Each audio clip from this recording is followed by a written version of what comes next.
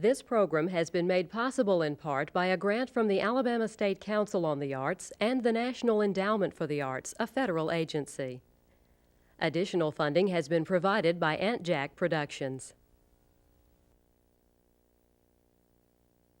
Several years ago, one of my friends gave me a poem which I like very much.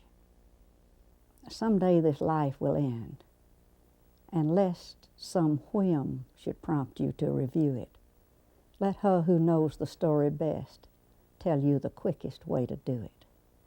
Say she was happy. Say she knew it.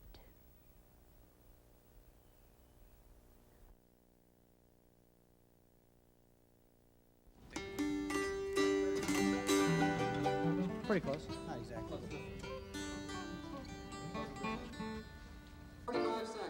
45 seconds. 45 seconds. How did it sneak up on me like this? We're about to go on the air. Roll tape. Roll. Okay, the tape's rolling, got about 20 seconds. 15 seconds, stand by. 5, 4, 3, 2, 1, cue 'em. From the historic Capitol Plaza Music Hall in Charleston, West Virginia, welcome to another Mountain Stage with your host, Larry Gross. Come on in and join the crowd right here in the mountains. Turn your radio a little bit louder right here in the mountains. We'll come up early, don't leave soon. Play a little bit of your favorite tune. We'll have a good time afternoon right here in the mountains. Featuring the fabulous Twister Sisters, Denny Bonet and Julie Adams, the Mountain Stage Band under the direction of John Kessler. Our special guest from Selma, Alabama, storyteller Catherine Tucker Wyndham.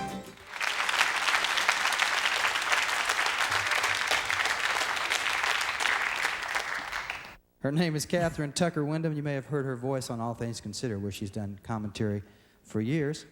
She has a friend named Jeffrey, a ghost. There's a ghost in her house that she tells stories about. Catherine Tucker Wyndham. Thank you so much. I like to tell all sorts of stories, but ghost stories are among my favorites. Now, I like ghost stories because you do not have to believe in ghosts to enjoy a good ghost story. But a good ghost story makes you wonder, could that really be true? Do you suppose that really did happen? And they drove along in that peaceful silence, not saying anything, enjoying the quiet and the beauty of the night. And as they neared the Mechanico Cemetery there at Claiborne, suddenly out of that cemetery came 12 riders, 12 military men on gray horses. The buttons on their uniforms gleamed in the moonlight. Their white-gloved hands rested gently on the saddles. They came cantering down that road toward them, and as they approached the carriage, the column split so that 6 men went on one side and 6 on the other. And the Laughlins looked at them, and there was something strange about them, very strange. They had on no hats, and around their heads were white cloths like bandages. And as they came close to the carriage, the horses that the Laughlins were driving shied and went wild, and it was all the captain could do to hold them. And when he finally had them in control again, he looked back to see what had happened to the riders, and they had completely disappeared. My interest in ghost stories got stirred up some 20 years ago when something that we called Jeffrey came to live in our house in Selma, Alabama. Nobody's ever seen Jeffrey, and I cannot swear that he's a ghost, but strange things happen in our house. How does Jeffrey make his presence known to you and others? Well, we hear the heavy footsteps clumping down the hall, and doors open and slam.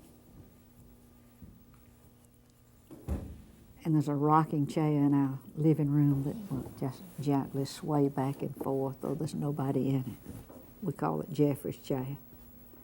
Was it scary when you first found out there was a ghost in your house? Nobody's ever been afraid of Jeffrey. Just been a delight to have to wonder what's going to happen next. But I was sitting in this very chair back in October of 1966, reading, and I heard heavy footsteps going down that hall, and the door to my son Ben's room opened and it slammed. And I thought maybe Ben had come home from Birmingham Southern, and I called him and he didn't answer. I got up to see, and there wasn't anybody in the house. A few days later, Dilsey, who was in junior high school then, I guess, she and I were both out here in this room reading, and I heard those same heavy footsteps again out in the hall. I looked over at Dilsey to see if she was hearing, her eyes getting real big. The cat waked up out of his sound sleep and jumped down out of that rocking chair. Arched his back, and the hair stood up around his neck, and just went tearing out of the room as though he was terribly frightened. So we thought maybe we had something, and one of the children named him Jeffrey, just the way you name any pet. Did you believe in ghosts before meeting Jeffrey? Now, I never have said I believed in ghosts. I've always said they're interesting. Came in one night when I'd been out to a furniture repair class out at the junior community college here. And I was tired and ready to go to bed, and started going to my bedroom, and I couldn't open the door. My bed had been moved over across the door so that I couldn't get in. And there's only one door to that room, and I'm the only one living here now. So I got a little perturbed about it, and I hollered at him that night. Usually he doesn't do things bad like that. Would you tell me the background about Jeffrey, and was he associated with any past murders, suicides, deaths, etc., that took place in your home before you bought it? Nobody has ever been murdered in my home, nor have we had any suicides. I don't think there was any traumatic event that took place there. I think Jeffrey came to stir up my interest in ghosts. Now, Marcus, I think, Jeffrey has to sign the book too, and I'm just sure that's how he would write. It's a pleasure to meet you. I read your books when I was in 4th grade. Good, and you still remember? Yes, ma'am. What is your name? Todd Stimson. I'm from Mobile. Good to see you, And Todd. I just fell in love with your books. Well, thank you. Never have. My college folklore teacher, Margaret Gillis Fye, over at Huntington, and I wrote 13 Alabama Ghosts in Jeffrey. Well, I got so fascinated with these ghost tales, these snips from our heritage, so I almost went on a crusade of collecting these tales and went into other states. 13 Georgia ghosts, the best known of Georgia's ghost tales, and 13 Tennessee ghosts, and 13 Mississippi ghosts, and then Jeffrey introduces 13 more Southern ghosts. But I also gathered up enough stories to write a good book called Alabama One Big Front Porch, which has stories in it from all over Alabama, none of them ghost stories. And then I felt a crying need to preserve some of our superstitions. So I wrote a little booklet called Count Those Buzzards, Stamp Those Gray Mules, which includes basic Southern Alabama superstitions. I guess I still think of myself more as a writer than as a storyteller, though I spend a great deal more time telling stories now, traveling to storytelling engagements. And I almost saw the black cat. I've really never seen a ghost, but I've enjoyed the ghost tales, and I love to tell them and collect them, but you're not ever to be frightened by ghosts. Our Southern folklore is filled with ways to protect yourself from evil. And if you're ever scared of anything when you go to bed at night, if you'll put your shoes under the edge of your bed with one toe pointing one way and one toe in the opposite direction, you'll be safe all night long. Nothing bad will ever happen to you, and you'll never be afraid of anything. And I just wish I'd known that when I was growing up, because I had a big brother who was just mean, just horrible. He told me the most gruesome stories, and I believed every word he told me. But the worst thing he ever told me was that there were little people who didn't have any heads, and they didn't have any flesh on their arms from the elbows down, and blood dripped constantly off of each bony finger, and they lived under my bed. So I spent many restless, fearful nights because I did not know about fixing my shoes. So fix your shoes and enjoy the Ghost Tales, and thank you for being such a great audience. Thank you.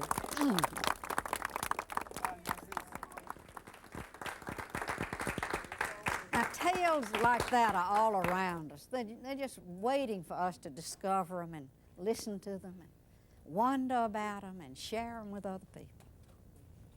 Storytelling. It's a powerful force. It's a wonderful thing to tell stories.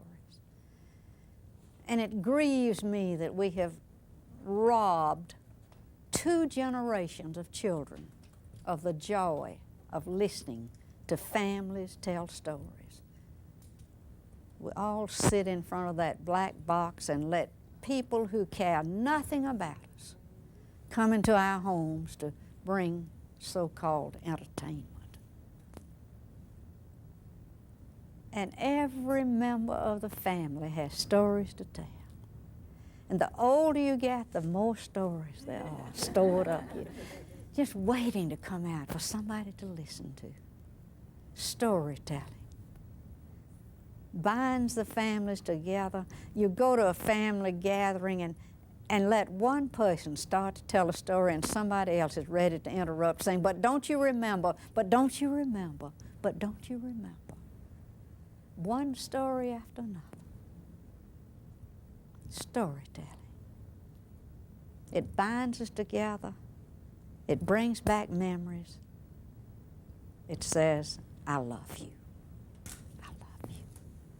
I love you. Thank you.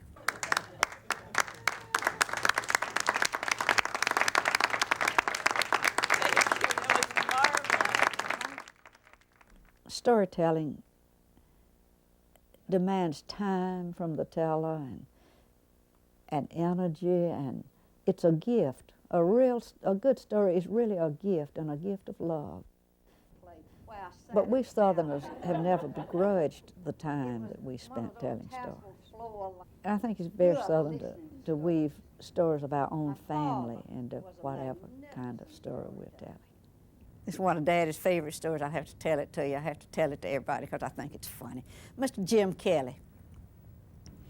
Mr. Kelly lived out in the country from Thomasville, and that was really rural. He had a beautiful beard, magnificent white beard, fluffy and soft, and Mr. Kelly washed and groomed and combed and kept beautiful care of that beard because he was so proud of it. It's really one of the few things he had to be proud of. But he was proud of that beard. Well, one day he was smoking his pipe, and he dropped some ashes on his beard, and it singed it rather badly. And Daddy heard about it, and he knew how upset Mr. Kelly would be about the damage to his beard, so Daddy went out to see him to commiserate with him a little bit, and Mr. Kelly said to him, you know, Mr. Tucker, if I hadn't been right there, my beard would have burned up.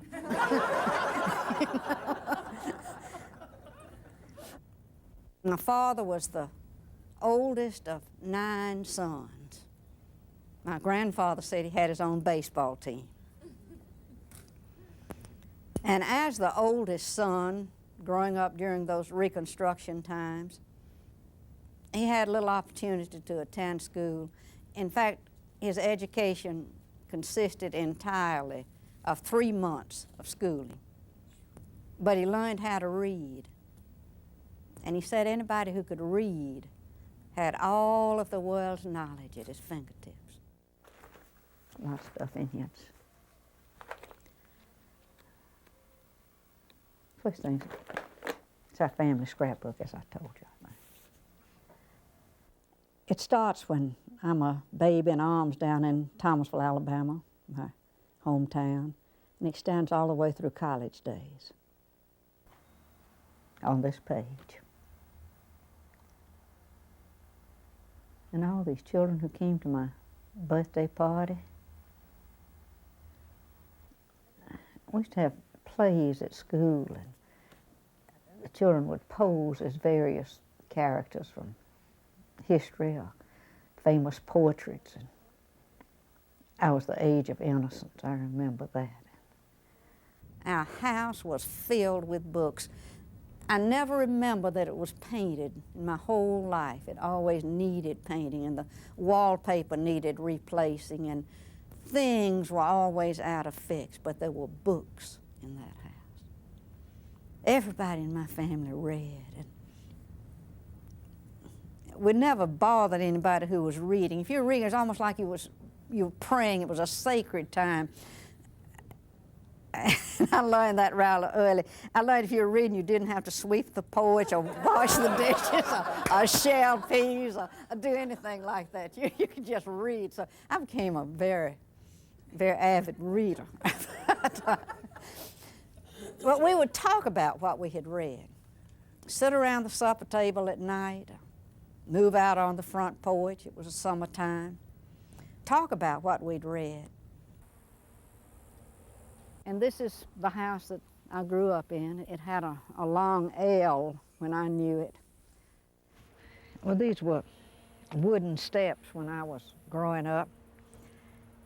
And I have pictures made of birthday parties and Easter egg hunts with the children sitting on the steps here, and the wooden banisters were like those on the porch. These wooden steps, they squeaked.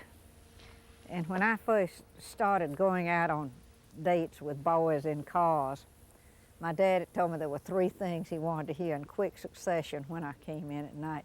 He wanted to hear the car door slam as soon as we drove up in front.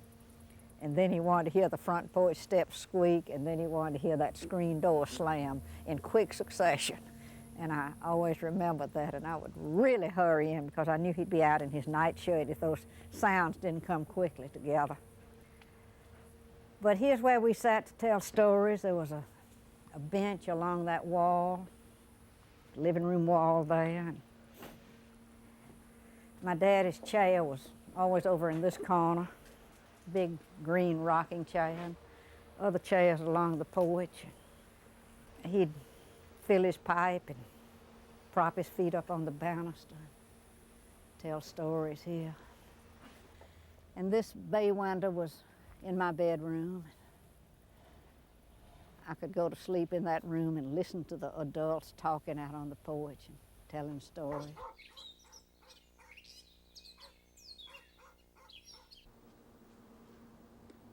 This was the old Farmers Bank and Trust Company. All locked up now. But my daddy used to stand out on these steps. He was president of the bank. But now this bank was supposed to close every afternoon about 2 o'clock. And that meant that the front door was closed. But anybody who had business to transact knew that the side door was always open. It didn't close till 5, 6 o'clock in the afternoon. And you'd walk down that little alley there and go in the back door, the side door of the bank. And everybody in there'd still be working. And Daddy's office was near the back of that bank.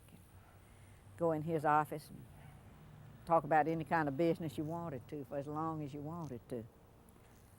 And for a while, the post office was right next door. And then it was the Thomasville Times, the weekly newspaper. And the Thomasville Times was there when I was growing up in high school. My cousin Earl Tucker owned and ran the Thomasville Times. And I learned to write a few things. And main thing, I wrote movie reviews and got a free pass to the theater, which is right down here on this other corner. I came here when there were silent pictures, and they had somebody playing an upright piano. Ruby Nichols used to play it, and Osceola Green used to play it. They'd follow the action on the screen. Stanley, Budge, his shoe shop, Mother's office, and People's Drug Store. Dozier Hardware was over on that next corner across the street. I loved to go in Dozier Hardware. And Mr. Dozier used to sit on a garbage can that was right on the corner there on the sidewalk. And he'd sit there and whittle on his false teeth. They never did fit very well. And you'd see Mr. Dozier holding his teeth and working on them and trickling back in his mouth to see how they worked. talking to people as they came by. And they had an unusual dog at Dozier Hardware named Beans. Beans was a little short-haired, I guess he was a little feisty, little small dog. And Beans would sit out there by Mr. Dozier until a car would stop and get ready to start off, and Beans would run and hop up on the running board of the car. That's when automobiles had pretty wide running boards, all of them. And Beans would ride home with whoever was in that car. He loved to ride on the running board. And one time Beans rode all the way to Arlington, which was about 20 miles up the road, rode with a traveling salesman who didn't know the dog was on his running board, and got up there and stopped at Arlington at a little store, and Beans hopped off, and nobody at the store recognized Beans at all. And just happened that a couple from Thomasville had been to Selma, and they stopped by that little store, and somebody looked around and said, well, that looks like Beans. And they said, here, Beans, and Beans came running. So he hopped up on their running board and rode back to Thomasville, where he belonged. He was the early hitchhiking dog. Everybody knew Beans. Thomasville High School. Had some good times in here. Learned a little Latin, a little math, a lot of history, good bit of English. And I was a cheerleader and had white duck pants and a white slip-over turtleneck sweater with THS that was cut out of felt and stitched on the front of it. It was very fine. Never had pom-poms or anything else. Get out there and lead those cheers, which were strange I could remember some of them about. Thomasville had a tiger with long and grizzly hair, and Groveville had a bulldog. Now wouldn't they make a pair? When they get together, there sure to be a scrap. Just watch that Thomasville tiger wipe that bulldog off the map. You know, kind of silly yells, but we enjoyed it. Well, we had a band here, which was unusual, I guess, for a school this size. It was a pretty good band. We'd go to Mardi Gras in Mobile and play down there.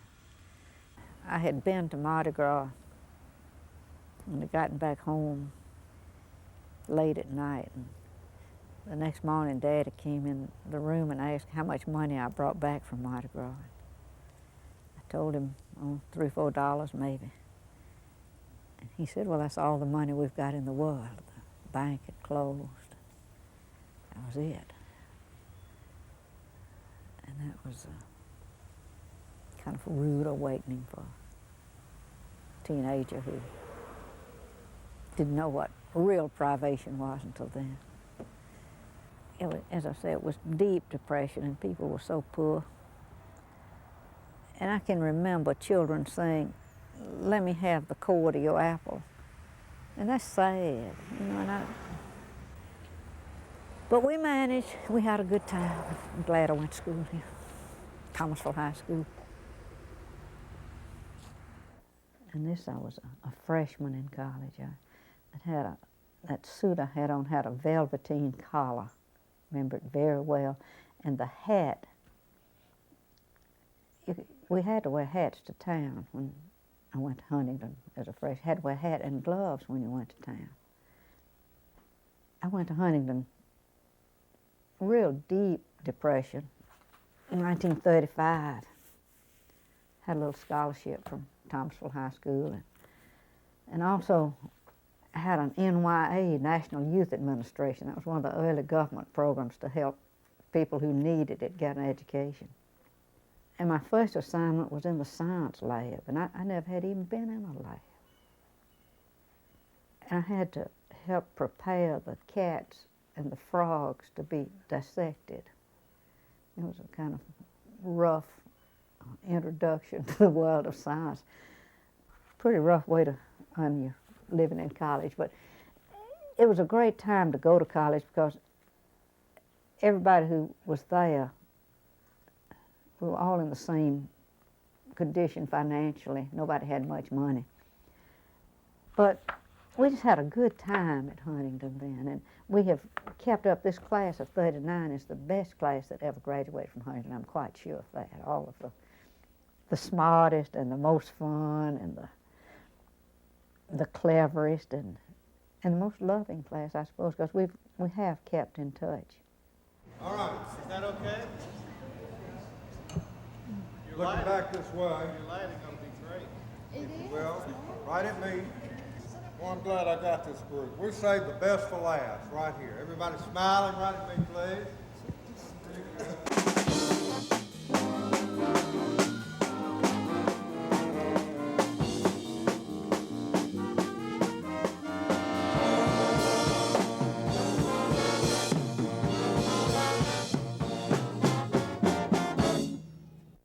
Had a big sign out here that says, "Out at your own risk." I've always kind of liked to think that's what Huntington was, that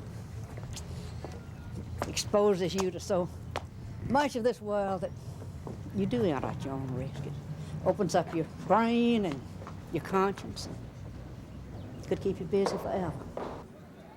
When we graduated, 1939, May, it was hot, and that chapel didn't have any air conditioning and didn't even have any fans of any kind. It was miserably hot. And of course, we had these long, black, heavy gowns. And my roommate, Virginia McNeil, Virginia and I decided we just wouldn't wear anything except the gown. We didn't have on a stitch under our gown cap. And we were the only ones in the class who were even near comfortable because we just wasn't as hot as the other people.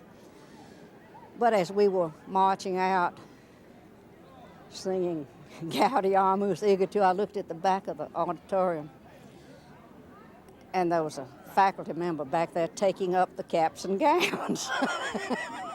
And, I looked back at Virginia to give her the sign that something horrible was about to happen.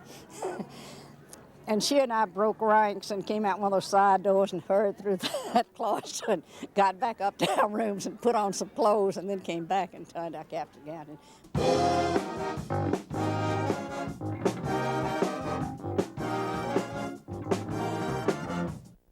And then over here on the other side, I had the best teacher anybody ever had, Dr.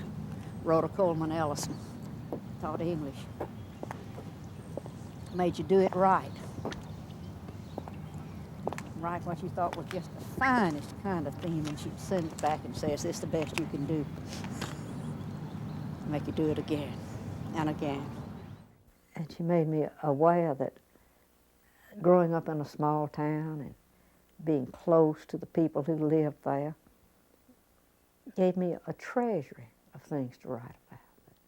At the time, I was not aware of it because I didn't really know anything about Julia Tutwiler until fairly recent years, you know, except the surface, trivial things that most people know about her. I think it probably made me conscious of what a truly remarkable woman she was. And it laid the foundation for my being able to write about her as she was and not with all these little fancy curlicues and embellishments, but just the plain, simple truth about Julia Tutwiler. And for that, I also owe a debt to Rhoda Ellison. We have with us as our guest this afternoon Miss Julia Tutwiler. We go back in history until 1913. Miss Julia. Thank you. Thank you. How do you do? My name is Julia Tutwiler. Of course, you already know that. I've been introduced, and that's why you're here. Not because of my name, but hear me speak. Thank you for coming this afternoon. Your presence speaks to me of your friendship, your support, and I covet both. And your presence also assures me that you resent the injustice of my removal as president of Alabama Normal College. They've taken away the title of President Emeritus, too, you know. Stripped me of that honor. I made that school too good for a woman to head. So they gave it to a man. Thought perhaps you'd sing my song, Alabama. Many groups sing it on occasions such as this. Do you know that I cannot sing my own song? Can't sing anything, I never could. Father used to say, Julia, you write the songs, but please let somebody else sing them. Because she just purely haunts me. I just can't get her out of my system. She lived at a time when women were not given a great deal of prominence in the life in Alabama, especially in the South. Grew up during slavery times. Her father was a very famous educator. I grew up surrounded by books. Father's Green Spring School for Boys had a remarkable library, and we had many, many books in our home. And Mother and Father always read to us children, all 11 of us. And then, one glorious day, I learned to read.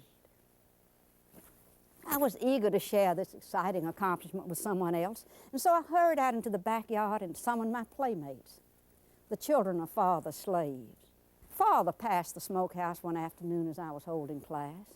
What are you doing, Julia? I'm teaching Violet and them to read, I told him proudly. It is against the law in Alabama to teach a slave to read. As he walked away, he called back, don't keep those students in school too long. They all have chores to do. If you were anybody, you sent your son to Professor Tutwiler's Green Spring School for Boys. And she grew up at that school and attended the classes with the boys, studied the same textbooks, and took the same exams,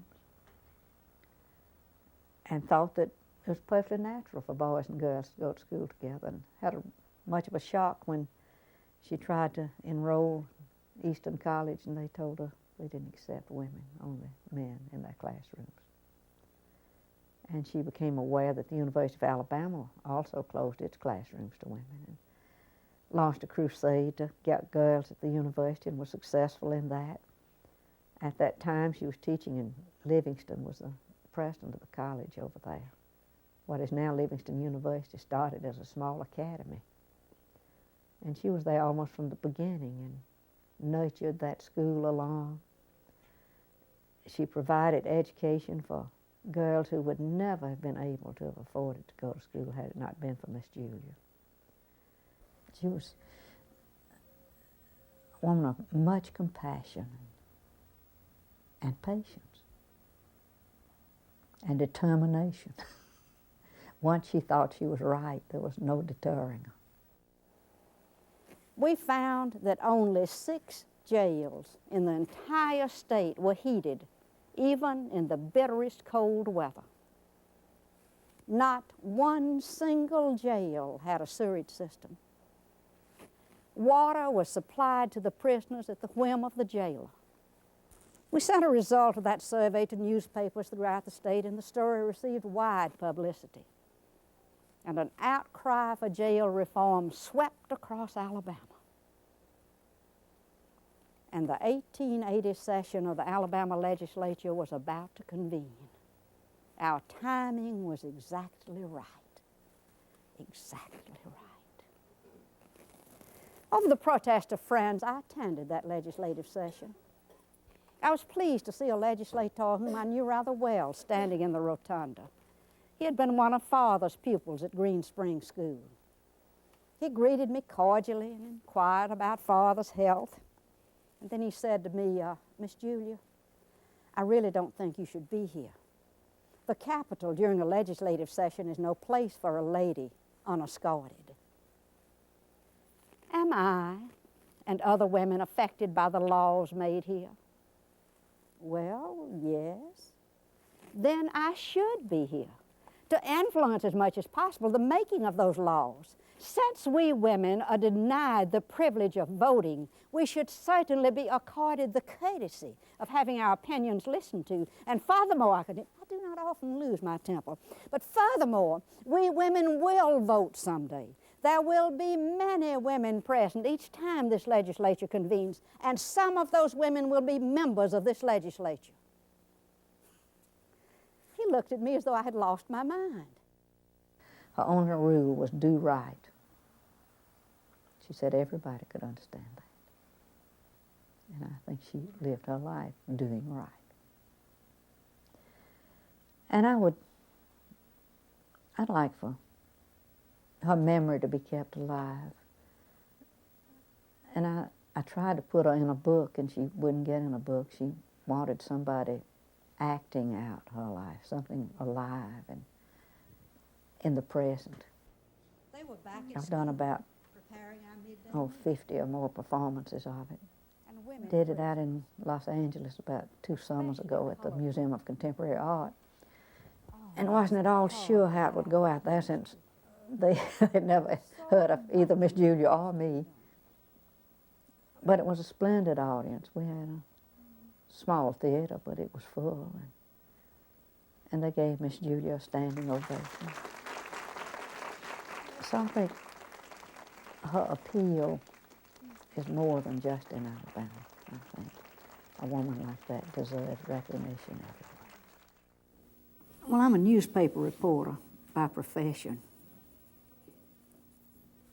And when I get interested in a story, you have to do a lot of research on it. Be sure you have the names right and the dates and everything spelled correctly, and the events surrounding the occurrence are absolutely accurate. So I use my newspaper background. Here's a picture of me when I was a police reporter for the Alabama Journal in Montgomery, about 1940. I was one of the first women police reporters in the South. But on this occasion, I was covering a National Guard encampment and was learning how to defend against bayonet attacks, which I never had to use, but I was doing right well in this photograph. I had done some stringer work during the summer for the Mobile Press Register, the Birmingham News, and Montgomery Advertiser, and edited the college newspaper. When it came time for me to graduate from Huntington, all I'd ever wanted to do was to be a newspaper reporter. And I went down a couple of months before graduation to apply at the Montgomery Advertiser, to work on their staff. And I remember their city editor, Hartwell Hatton, had his pipe clenched in his teeth, and I was standing by his desk talking to him. He looked up at me and said, "If you were a man, I'd hire you. I've read your stuff and you write well, but I'm not going to have any women working for my newspaper." And I was so shocked, because it had never occurred to me that being a woman was a hindrance in any way to doing what you wanted to do. Grown up thinking I could do anything. And to be turned down for the job I wanted just because I was a woman, was just a little more than I could understand.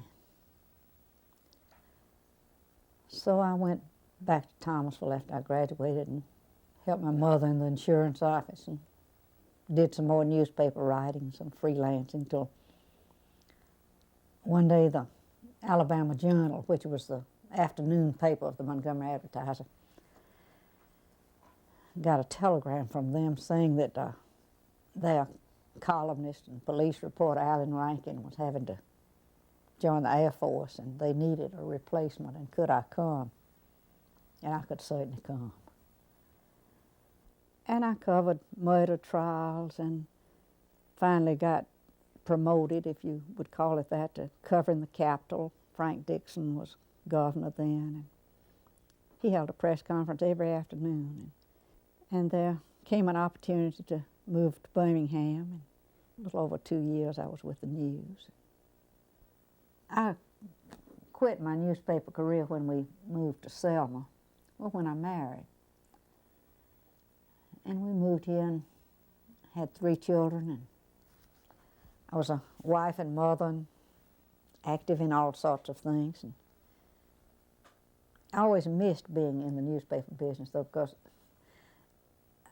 being a newspaper reporter, you always knew a little more than most people knew about everything that was going on. You knew some things that never made it into print. And it also gave you the liberty of asking people questions that were none of your business. That's Mesa in his Navy uniform. Not the way I first saw him. He was in his whites when I first saw him. That white dress uniform was really striking. I was working for the Birmingham News at the time. Mesa had just come back from World War II, where he was a lieutenant commander in the Navy.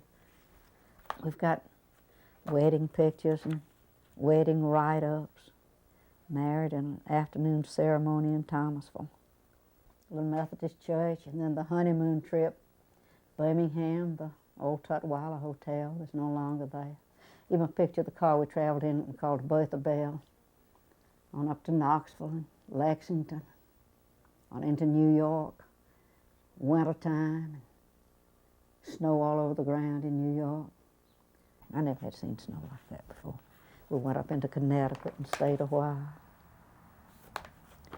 Then came back after got a job with McGraw-Hill. Came back and settled down in Selma. This is the scrapbook that Mesa made of the family. He started it soon after we married and went forward from there and then went backwards some too. My sister, my oldest sister Edith, had the first camera that I ever remember, and it was a folding Kodak. And I took many pictures with it. We'd go take it with us when we'd go to Hill's pasture, and took pictures around the house of my family and the pets. And I liked that idea of preserving on a piece of paper a moment in time and a person as they looked just at that time. When I began working with newspapers, I learned how to use a speed graphic. I like to go to country stores and take pictures of the people sitting on the porch. And I like to go way out and photograph old cemeteries and old churches and old houses, tenant houses. They're disappearing. You don't see many of them now. And they had such character. Wouldn't want to live in one, and I don't blame anyone else for not wanting to live in one, but they were a part of the southern landscape that's disappearing. The disappearing South I'd like to preserve as much as I can. Then here we are with Kitty being born. Baby girl Wyndham, born at 3:50 p.m. on December the 17th, weighed 7 pounds and 5 ounces. And the whole bill for the Selma Baptist Hospital was $97.50. Just can't quite believe that, but that's our cheap baby. Got her for under $100. And here's a picture of Mother and me. She had come to see her new granddaughter. And I am holding some knitting. I never did any knitting in my life. I don't know who put that in my hand. I guess they thought I was going to get domestic when I had a baby. And then Mesa was a good artist. He loved to decorate things. This thing of Kitty's best friends, in a circle, all of them written here.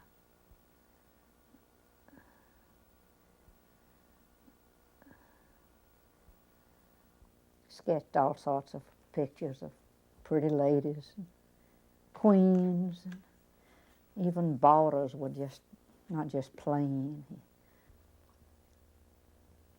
Mesa was just so talented. He could do anything. More of Kitty. I think we took more pictures of Kitty than we did of the other two, maybe. I'm not sure.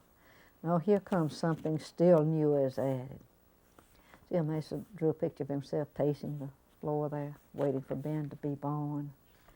His little chubby Ben, and looks like he had just spit up on my shoulder. It looks very wet up there. And Kitty liked her little brother from the very beginning.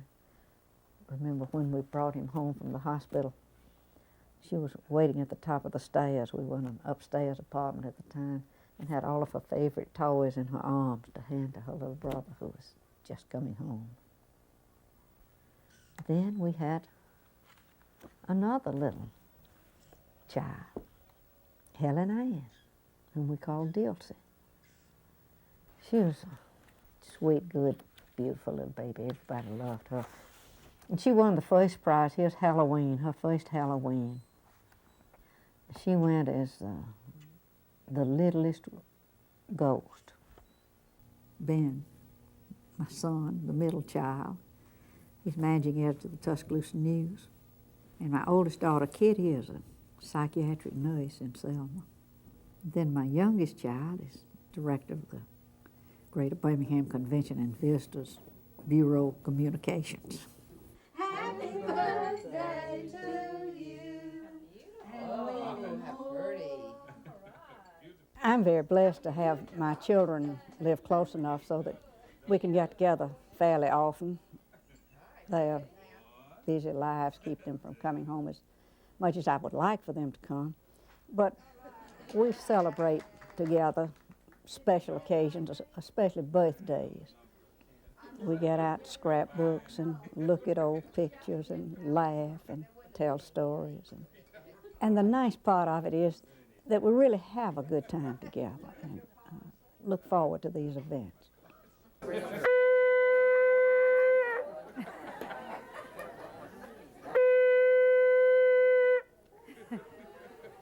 That is Grandfather Tucker's hunting horn, made in 1883, has his date and his initials on here. And that is to assemble us downstairs to have a group picture made. Tucker reunion! I guess kind of that runs in families, close families, a closeness of, these are people who are kin to me. This is cousin somebody, and this is my aunt's relative who, though she's not blood kin to me, I feel a tie with. So that the family extends and extends. So my friend said I fell from grace. And I think that kinship even crosses racial lines.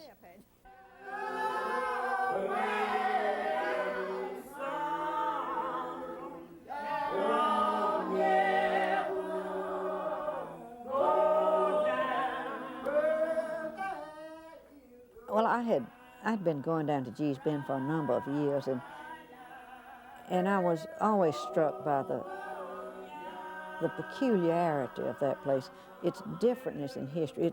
It's a section that's really set apart, and for years they had almost no contact with the outside world.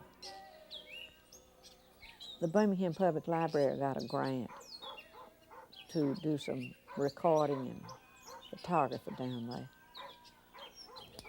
And they asked me to do the recordings down there, since I already had some contacts. All right. She lives.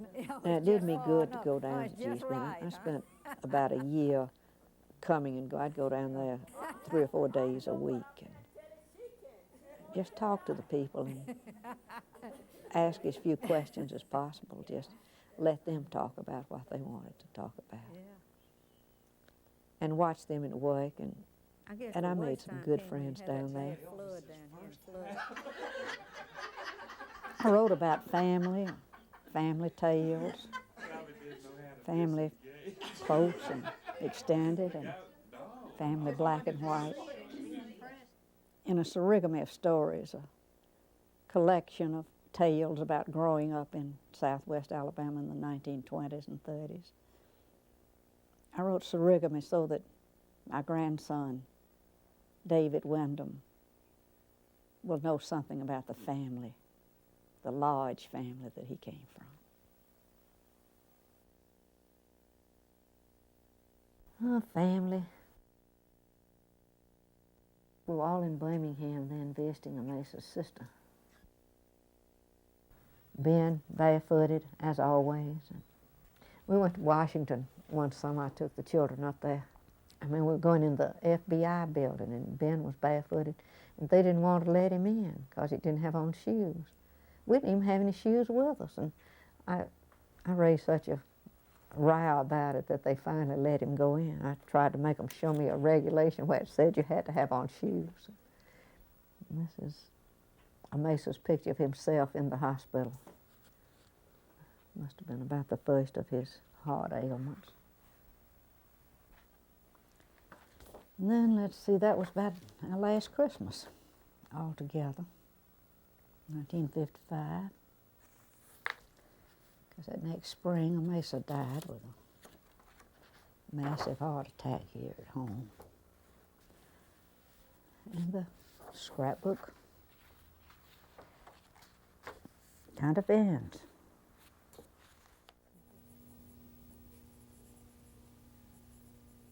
I was in Birmingham being interviewed on the radio one time, a talk show. And the engineer came in there and said, "What are y'all doing to this clock?" And we weren't touching it, doing nothing. Thomasville, that little town down in southwest Alabama where I grew up, was on the Southern Railroad. A few years ago, the manager of the public radio station over in Tuscaloosa, WUAL, asked if I would do some recollections of growing up Southern and tell a tale or two maybe on their station. He sent some samples up to Washington to National Public Radio, and the people who heard them there approved of it and used them on All Things Considered. Oh, to be a woman of resilience. And then in Charleston, West Virginia, the National Public Radio station there has a weekly show called Mountain Stage. It's what I imagine vaudeville was like in the old days, with a variety of entertainment acts on the stage, each one following the other, and everybody just having a good time. Mountain Stage is produced by West Virginia Public Radio for NPR, National Public Radio. I got real interesting letters from all over the country from people who said I was stirring memories for them, and I liked that. I think the best awards maybe I have gotten have been from school children who write me notes and say that they have read the books and they're going to write when they get older. And that makes me feel good. Or from teachers who say that I have students in my class who will not read anything. And when I tell them a story or two from your ghost books, it stirs an interest in reading in them, and they will get those books out of the library and struggle to read them. And they're the first books that they've ever shown any interest in trying to read. And if I can encourage anybody to learn to read, because it just opens a whole world of knowledge to you if you just read.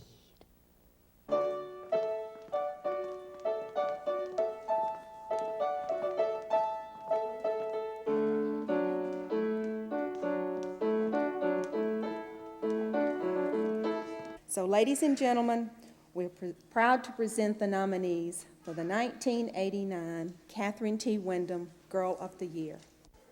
At Dallas County, Allison is the Student Council Vice President and a member of the National Honor Society. She's been treasurer of the Beta Club for 2 years. I've seen her all the time on TV, and I've always wanted to meet her in person. Dawn has been named to Who's Who among American high school students for the 10th, 11th, and 12th grades. I think that she's a great example for women to follow because she goes after everything that she wants to achieve, and not just because she is a woman, she wants to achieve it. She is also a member of the National Honor Society and Mu Alpha Theta Math Honorary. And I think she's a very great woman, and I hope that if I can attain half of what she's done, then I would be happy. I'm pleased to present the 1989 Catherine T. Wyndham Girl of the Year, Christina Jones.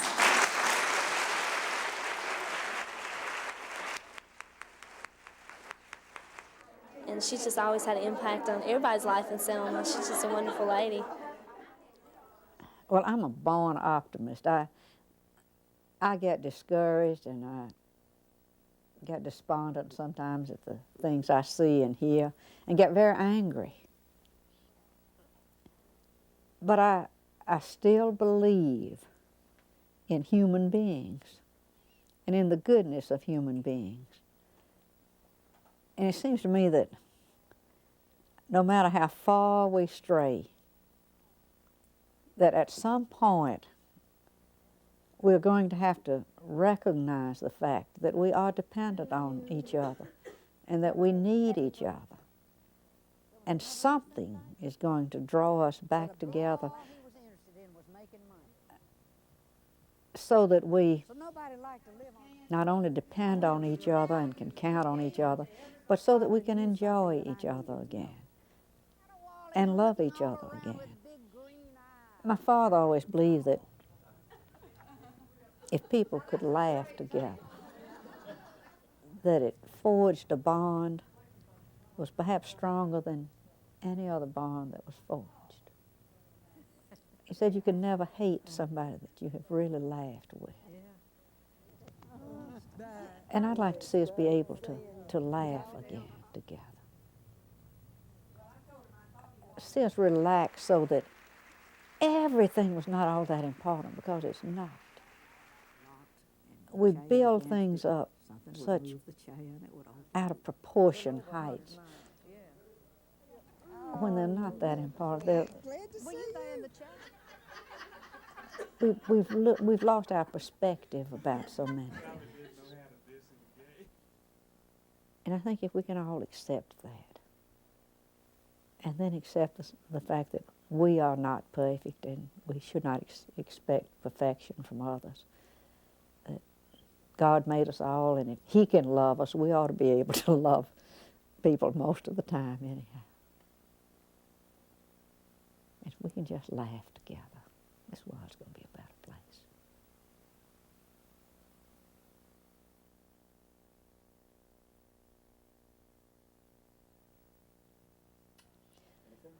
Ain't that profound? Pretty profound. But it was up in northeast Alabama that I heard a tale about a ghost dog named Buster. I don't know what it is. I don't know why I just can't sit down and rock. And I like to rock, you know, I can do it. But I have a sense of urgency that there are these projects that I just need to finish and need to work on, because nobody else is doing it now, and I've just got to do it. People interest me, and I like to know what they're thinking and why they're thinking it and why they behave the way they do. I love Alabama, and all of the wild, implausible, crazy things that happen here. I enjoy everything I do. Have a good time. If someone thinks there is a ghost in their house, what should they do? Enjoy it. That's what we do with Jeffrey. We have a good time with Jeffrey.